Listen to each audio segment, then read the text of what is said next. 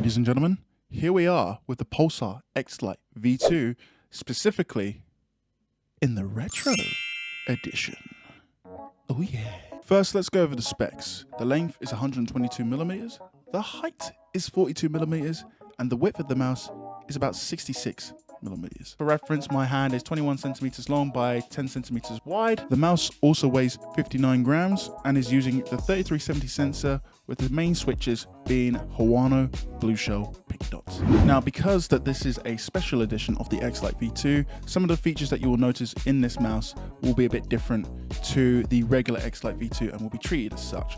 But here I have two other mice that I will be using to talk about this mouse, starting with the DefAdder V3 Pro and then moving to the Vaxi Outset AX. So the first thing you'll notice with the Xlite V2 is that the profile at first looks very, very similar to a Zowie EC shape. In fact, the ergonomic style follows it quite to a T, especially if you look at it from the side profile like this, the hump being more towards the middle and having more of a flare that's more sharp towards the end, creating a little cutoff point underneath the area of your palm. So it doesn't stick in like the Vaxi Outset AX, but kind of slides in. The DefAdder V3 Pro is very similar to this mouse, but has a couple of different qualities. The DefAdder V3 Pro ends up having a much larger shape, more resembling a longer variant of the Zowie EC2, which the Pulsar Xlite V2 takes inspiration from, but is not exactly the same. This is more similar to a Zowie mouse than the Xlite V2. What you'll notice if we look at this is the slight little dimp curvature that you'll find on several Zowie EC mice from the EC1, 2, and 3. This is for finger placement to have a little bit of extra control, but at the same time, this little dimple can be something that people don't like and can force their little ring finger into a certain grip. But due to the length of this mouse and how wide this mouse is, especially at the hump, it creates a different hand feel than what you would typically see out of a Zowie EC.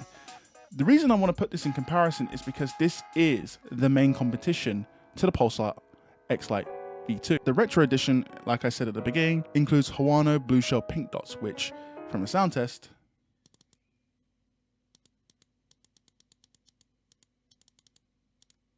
sound absolutely phenomenal. I think these are my favorite switches in the mouse, period.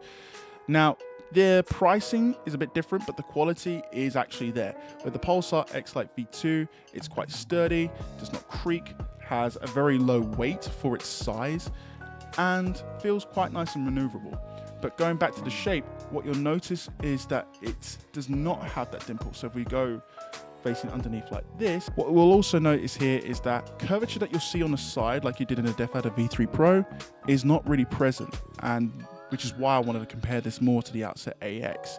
It has a more of an aggressive curvature at the very top of the mouse, going downwards, that you'll find similar to the Outset AX, and has a more flattened side profile. Again, in comparison to the DefAdder V3 Pro, has more gradual curvature on the left-hand side and a little dimple on the right-hand side, while still being quite flat to pick up. This is still quite flat, but because of the shorter length that is similar to the Zowie EC2, it actually, for my hand size, gives you a bit more wiggle room, I would say, in comparison to the DefAdder V3 Pro, which you can feel the hump come back into the back of your palm. The Xlite V2 kind of curves into this area of your palm right here, whereas the DefAdder V3 Pro likes to encapsulate this section of the palm. So you have more palm contact with the DefAdder V3 Pro than you would with the Xlite V2. And here we are with the Vaxi Outset AX. And as you can notice from the profile here, it has a much more aggressive curvature on the left side, while having a bit more of a flat profile on the right side, so there's not much curvature. There's very little to zero dimple area here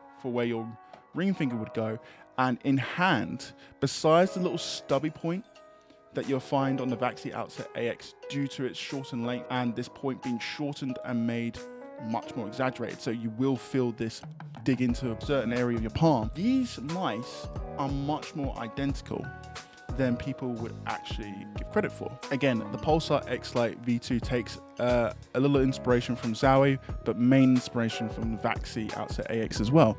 But does this mean that it's a better mouse than, say, the DefAdder V3 Pro? I would actually still argue that it depends on the individual. If you want a more hand feeling in your palm, then the DefAdder V3 Pro actually enables this a lot better. And for my large hand size, considering it's longer, it still feels really good to bring in and do micro adjustments with this in comparison to the Pulsar Xlite V2, which still feels good, but the fact that this feels just as good, if not has a bit more support, kind of makes me prefer this mouse more to this mouse. My favorite ergo shape is the Vaxi Outset AX, and the fact that this takes more influences from this mouse kind of switches me more to this.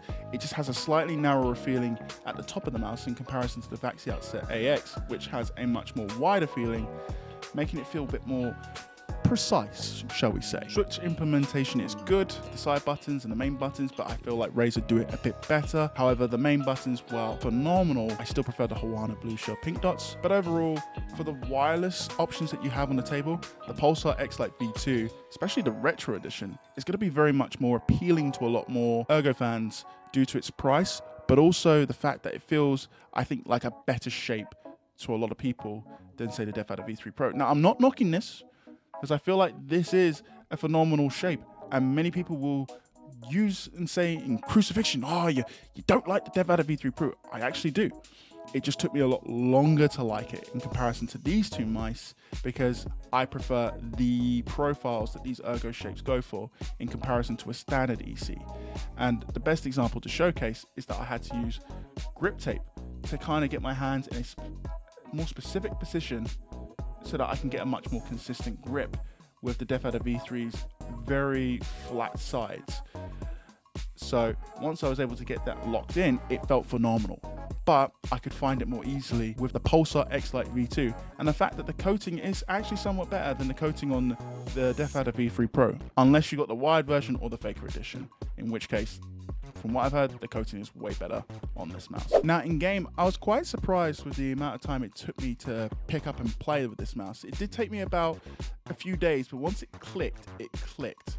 Now, to be fair, I was using the DeathAdder V3 Pro mainly before I was trying out the Pulsar Xlite V2. But once I got the sort of grip feeling very similar to how I would grip the Outset AX, it just kind of clicked with me, and the mouse performed very, very well in Apex and CS and Siege. I was able to get consistent frags. I felt comfortable.